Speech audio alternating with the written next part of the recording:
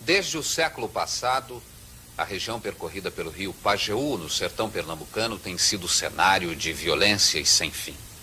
Serra Talhada, antiga Vila Bela, é uma cidade onde nasceram e fizeram tropelias guerreiros e valentões como Lampião e Senhor Pereira. Hoje surge o nome de Vilmar Gaia, acusado oficialmente de 4 homicídios, embora os mais afoitos falem de 32 vítimas.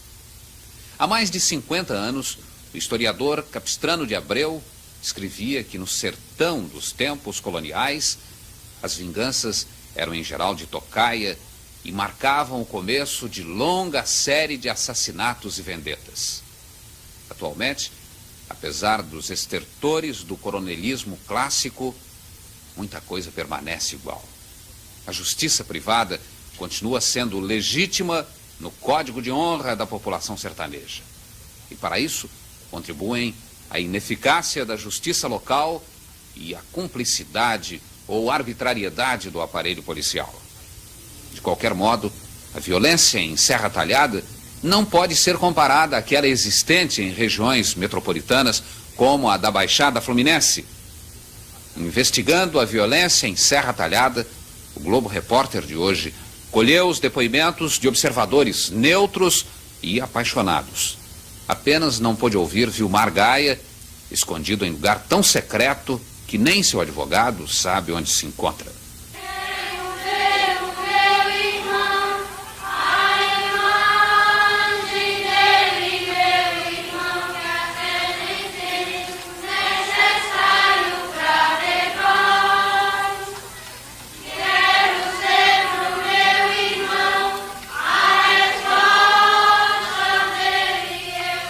Serra Talhada tem 65 mil habitantes, mais de 30 mil na sede. Todos mais ou menos acostumados a uma rotina de violência que começou com a briga secular entre os clãs Pereira e Carvalho em luta pelo poder.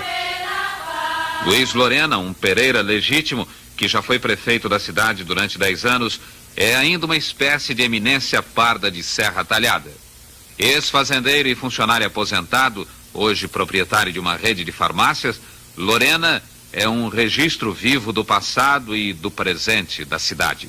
A história nos indica que a família Pereira governou o município de Serra Talhada de 1851 até 1907. De 1907 a 1930, governou o município a família Carvalho. Em 1907, portanto, há uma ruptura. O assassinato de um velho chefe dos Pereiras provoca vingança imediata. Os crimes se sucedem. Em 1911, o novo governo estadual apoia a facção dos Carvalhos. Senhor Pereira, cujo irmão é liquidado com um tiro no ouvido quando dormia, assume em 1917 o comando da luta e cai no cangaço ao lado de Luiz Padre, seu primo. Em 1922, Senhor Pereira, atacado de reumatismo, abandona a luta e se retira para Goiás, depois para Minas Gerais, onde vive até hoje. Ao se retirar da luta, Senhor Pereira deixou uma herança, Virgulino Ferreira da Silva. Durante 2 anos, Lampião integrara o bando de Senhor. Agora era o chefe incontestado. Começava a nova fase do cangaço. Com Lampião, desaparecia o cangaceiro gentilhomem e surgia o bandoleiro profissional que recrutava os párias do sertão, gente que encontrava no cangaço, além de um refúgio, uma promessa de vida melhor e certamente mais livre. Lampião morreu, mas o seu primeiro inimigo ainda vive em Serra Talhada, José Saturnino, com mais de 80 anos. O senhor guarda mágoa de Lampião ou não? Não. De jeito nenhum.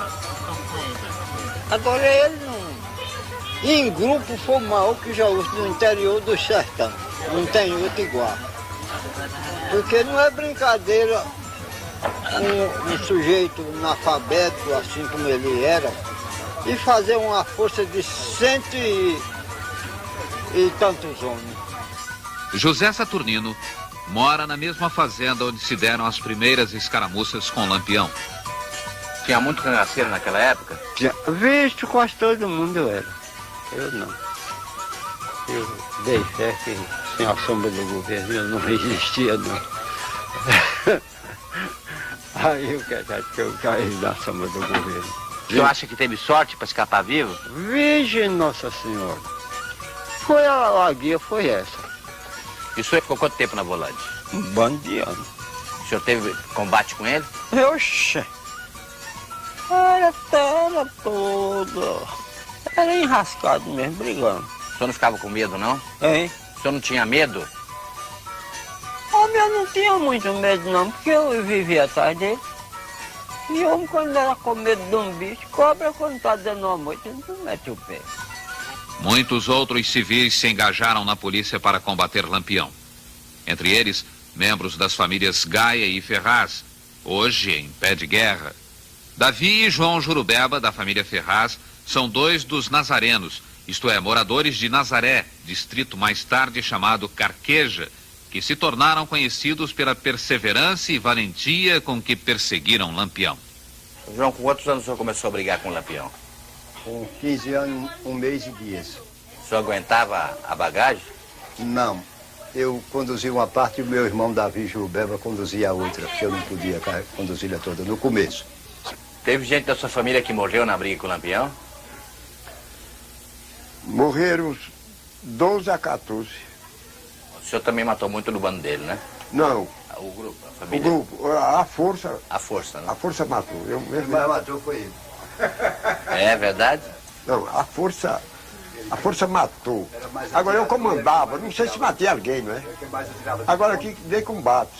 Eu acho que Lampião pensou que Batista estava se comunicando com o governo, aí eu acho que entendeu de querer perseguir Batista Gaia, e Batista saltou o lado do governo, juntou poucos de parentes, onde eu fui um, os que fui mais ele, e nesta luta tiramos 3 anos, andando junto aos Nazaré e diversos oficiais.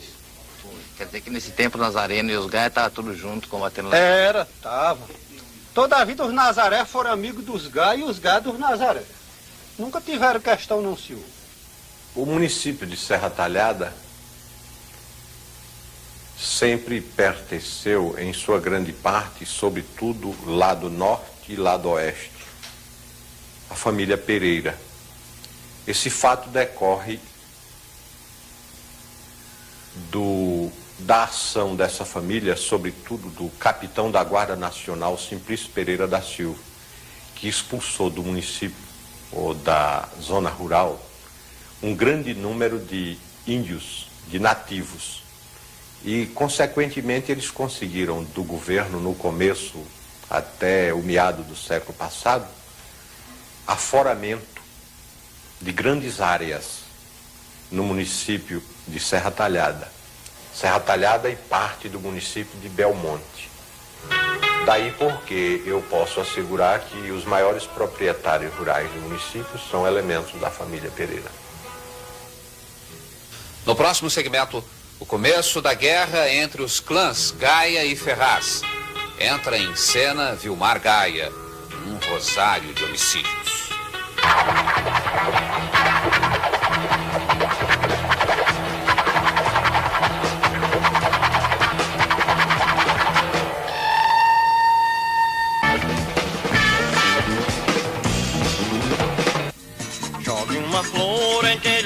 No ano de 1975, Vilmar Alves Magalhães, por Vilmar Gaia, começa a tornar-se um mito. Tenho esperança que seu dia chegará. Nascido em 1949, Vilmar fez exame para a Polícia Militar quando a briga ainda não tinha começado. Foi reprovado. Segundo algumas versões, ele foi informante da polícia durante algum tempo. Qual a atual situação jurídica de Vilmar Gaia? Vilmar Alves Magalhães, Vilmar Gaia, responde atualmente a 4 processos. 3 em Serra Talhada e 1 na cidade de Salgueiro. Apesar de, inicialmente, a acusação era de que ele responderia por 32 homicídios. Não há pronúncia em nenhum desses processos. Ele está em liberdade em virtude de habeas corpus, que anulou a preventiva que o levou à prisão. Apenas nós não podemos saber, porque esses processos já estão concluídos, quando ele será pronunciado. E como ele não sabe se essa pronúncia chega a primeiro mandado antes da notícia, é que ele está atualmente em lugar incerto e não sabido nos sertões do interior do Brasil. Os jornais também falavam de uma guerra santa entre as famílias Gaia e Ferraz. Os Gaia, apelido tradicional que se incorporou ao nome oficial da família Magalhães, são agricultores estabelecidos há uns 80 anos no norte do município, ao redor do distrito de Santa Rita. São mais de 1000 pessoas que ocupam uma área de 18 quilômetros de comprimento por 1 quilômetro de largura, com mais de 50 propriedades que medem de 20 hectares a 1000 hectares. Essa área chama-se São João dos Gaia. A terra é fértil, dá milho, algodão, feijão, arroz e cana. A família Ferraz, também tradicional, é composta de comerciantes, fazendeiros médios, funcionários públicos. Como lembrança dos tempos de Lampião, muitos membros da família Ferraz seguiram carreira na Polícia Militar.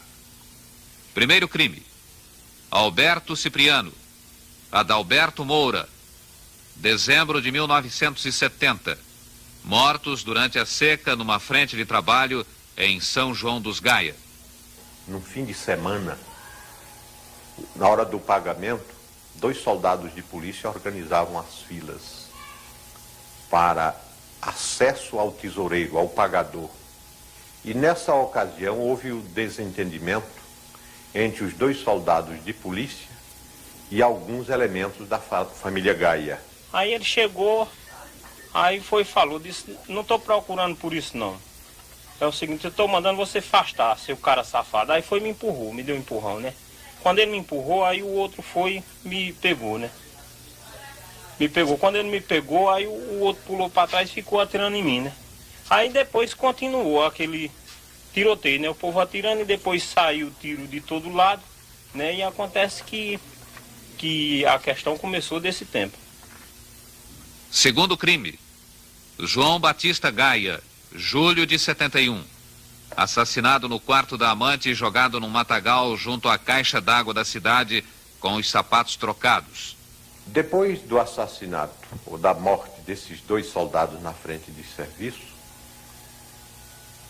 a polícia ficou irritada com alguns elementos da família Gaia, inclusive com o Batista Gaia, o mais velho da família, considerado chefe da família, e todos sabemos aqui que foi elementos da polícia que o assassinou. Assassinaram ele de tiro e faca, e uma grande pancada na cabeça dele. E quem foi, senhor Antônio? Bem, aí é o seguinte, a gente não vimos quem foi, né? Porque a gente mora aqui, né? Na fazenda não sabe. Mas por ver dizer, a gente fala que quem matou foi o velho Zé Cipriano, com mais outros companheiros dele. Zé Cipriano entendeu de vingar a morte do filho e de sobrinho na pessoa do pai de Vilmar, tendo contratado para a execução do crime o sargento Gilberto Matias dos Santos, que hoje ele é aposentado administrativamente pelo ato do governo. Então ele contratou pistoleiros forasteiros e executou a morte de Batista Gaia, pai de Vilmar. Ele se vingou de José Cipriano ou não? Não, está vivo. Está pronto para sustentar essa história perante qualquer autoridade que se torne necessária. Terceiro crime: Arnaldo Cipriano, janeiro de 73, assassinado em Salgueiro. Por ocasião da morte de Batista Gaia, pai de Vilmar, ele estava residindo no sul do país, mais precisamente em São Paulo. Então ele voltou ao norte com o objetivo de vingar a morte do pai. Daí porque ele ficou procurando uma oportunidade de encontrar-se com elementos da polícia ou com elementos da família Cipriano, que ele considerava seus principais inimigos. E todos sabemos que ele participou do assassinato do Cipriano, de um do filho de José Cipriano, em Salgueiro. Aconteceu esse caos com Arnaldo, que dizem que foi Vilmar, e ele ficou dentro da cidade, a polícia com a mão por cima dele, bebendo com a polícia, viu? E não tinham inimizado com eles. Se tinham, era oculto, sem dizerem nada. Quarto crime. Pedro Inácio de Souza, junho de 74, assassinado no povoado de Jardim. Vilmar, acompanhado de soldados da polícia, foi à povoação de Jardim participar de uma festa. No momento, ele convidou, como o soldado também o fez, mulheres de vida livre e levou para a festa do Jardim. E foi dançar com elas no salão de dança, no clube local. E Pedro Inácio, suplente de comissário, achou por bem pedir para retirarem as mulheres. Houve discussão, daí gerou o conflito, que resultou com a morte de Pedro Inácio. Quinto e sexto crimes. Antônio Augusto Gaia, Natalício Nogueira, 13 de outubro de 74. No mesmo dia, Vilmar matou Antônio Augusto, seu primo, e o soldado Natalício, primo de Irineu Ferraz. O veículo de Vilmar acidentou o veículo de Antônio Augusto na rodovia entre Serra Talhada e Santa Rita. Na ocasião, eles discutiram e Vilmar sacou da arma e assassinou Antônio Augusto. Antônio Augusto tentou puxar a arma também? Dizem que Antônio Augusto correu em direção do carro para apanhar o seu revólver, mas antes que isso acontecesse, foi assassinado. E à tarde? À tarde, a polícia foi em busca de Vilmar na povoação de Santa Rita e lá o elemento mais visado por Vilmar, todos sabemos que era o soldado Natalício, foi também assassinado por Vilmar, que conseguiu fugir na ocasião. Por que Natalício era visado? Era um dos elementos visado por Vilmar, porque ele considerava Natalício um dos cúmplices na morte do pai. Agora, depois da morte de Natalício, que era um soldado, que disse que era metido a pistoleiro, aí da morte de Natalício para cá, aí começou a persiga para Vilmar, que também foi doente, que ele desapareceu daqui e nunca mais apareceu. No próximo segmento, a vingança de um homicídio praticado há 50 anos. As tocaias sem defesa. Vilmar Gaia, pistoleiro ou vingador?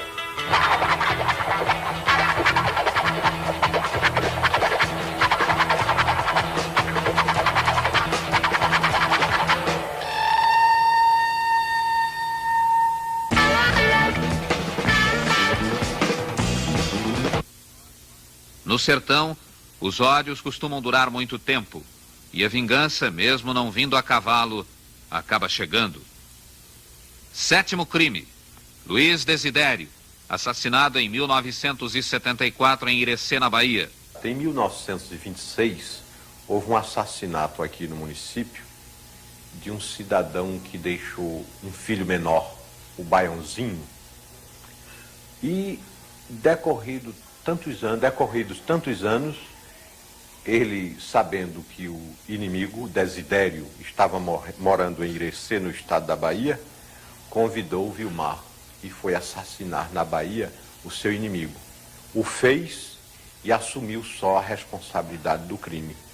Respondeu o júri, e todos sabemos que o júri no sertão tem tendências para absolver réus que procuram fazer vingança, sobretudo quando esta vingança é da morte do pai. Quantas pessoas você realmente já matou? 3 pessoas somente. Quais foram as pessoas?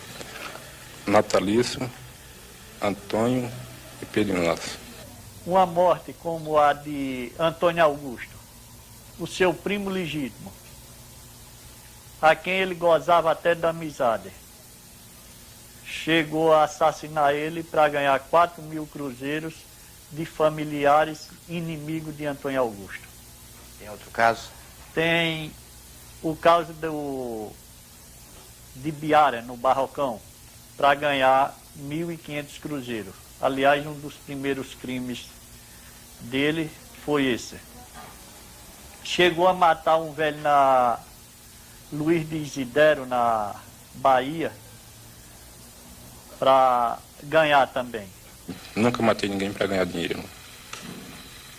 Matei um em vingança e 2 em defesa minha. Agora, se aparecer prova que veio fazer esses outros crimes e provar que foi eu respondo nos autos. 8º crime. Francisco Gaia Filho, o Batinha, janeiro de 75. Assassinado em frente ao bar Nivalda, na zona boêmia de Serra Talhada. Batinha era primo de Vilmar. O morte de Batinha é o seguinte, ele possuía um Volks de aluguel. E então ele pegava gente da praça, dentro da cidade toda. Bem, chegou uma noite, chegou um cara lá, convidou ele para ir até lá, naquele palhaço de Nivalda. Um certo domingo, estava todo mundo aqui, uma base, umas 60 pessoas, e o rapaz estava no táxi, aí no terreiro. Acontece que veio os caras e atiraram no rapaz, ninguém sabe quem matou. O rapaz ficou jogado, aí todo mundo correu. Quem era o rapaz? Era Batinha. Batinha, né? Todo mundo correu e a gente foi quem socorreu, porque não tinha ninguém para socorrer. Levamos para o hospital, avisamos a família, e no outro dia houve o enterro e até hoje ninguém sabe quem foi. Aliás, eu não sei quem foi, não sei se alguém sabe. Mas o tiroteio foi uma confusão aqui. Não houve briga não. Foi de pé de pau, de surpresa, não sabe? Pegaram pelas costas e atiraram no homem. Quem foi que matou, o senhor acha? A gente acha, por ver dizer, que foi um fulano de Taz, Zé Jerômes, e um José Nogueira. Mandado por quem? Mandado por Gonzaga, soldado chamado Gonzaga. 9º crime. Soldado da PM Luiz Gonzaga Mendes, 18 de março de 75. Assassinado na fazenda São José. Segundo os autos do processo, recebeu tiro certeiro no coração pelas costas. Era genro de Irineu Ferraz. Quando eu recebi a notícia do assassino de Gonzaga, eu estava em Afogado da Engazeira. Quando cheguei, encontrei Gonzaga morto e o filho, esse menino aqui, ao lado dele. Mas se Gonzaga tivesse sido o assassino de Batista Gaia e eu fosse um jurado de Vilmar, eu votaria a favor de Vilmar. Porque o senhor acha que no crime de vingança, de honra... Porque em termos de vingança ele teria razão.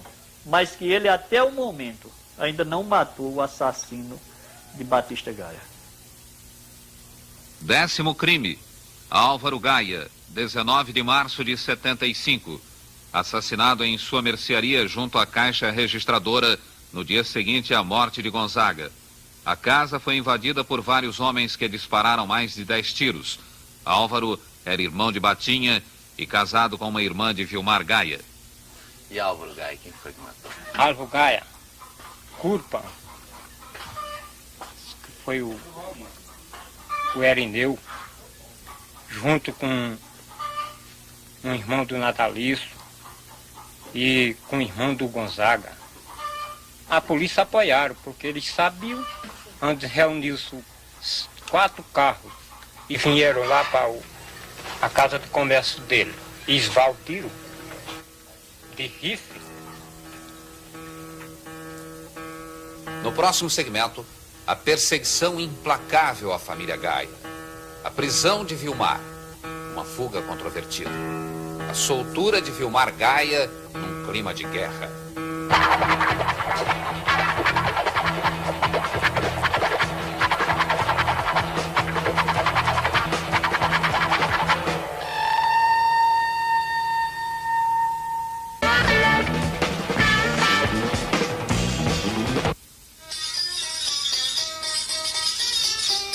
De outubro de 1974 a março de 75, a família Gaia sofreu muito. Não conseguindo encontrar Vilmar, a polícia perseguia os Gaia. Proveniente desses causos, fomos homens que ficamos perseguidos pela própria polícia, pelos inimigos que se reuniam com a polícia para vir espancar as famílias, como aqui mesmo na minha região, aqui eles amarraram gente, espancaram, fizeram mulher deixar a criança perdida pelo mato.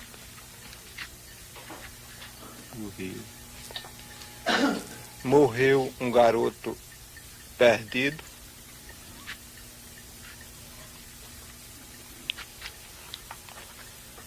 E por... morreu? Hein? Morreu como? Ora, se a mãe com medo deixou o garotinho inocente, perdeu-se.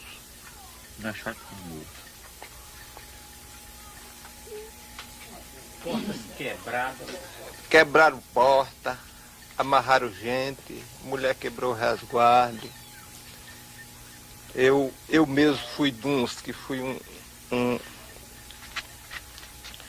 um camarada que fui perseguido pelos inimigos, pela polícia. Fui preso,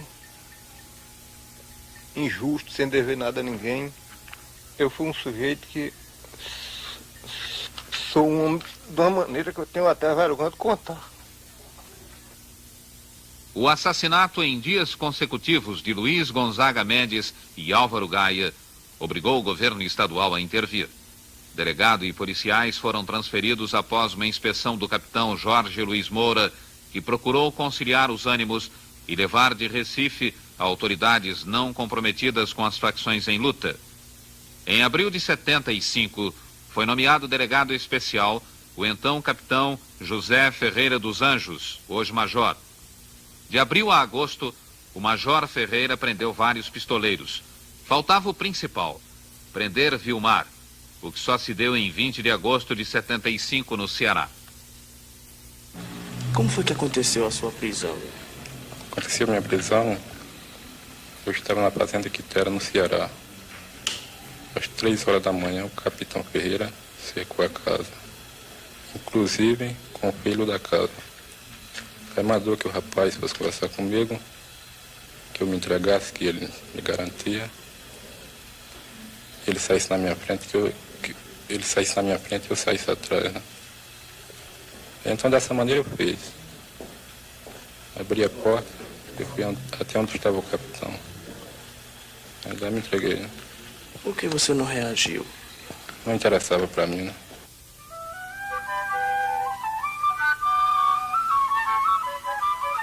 Recolhido à cadeia do quartel da PM em Serra Talhada, porque as celas da delegacia não ofereciam segurança, Vilmar ficou preso durante 3 meses. Nessa época, o mito do Vingador já estava formado. Vilmar Gaia era um cara, assim, ele não é muito alto, ele é baixinho, né? Ele gosta muito de se comunicar com todas as pessoas que vão na delegacia falar com ele quando ele estava aqui. Bonito.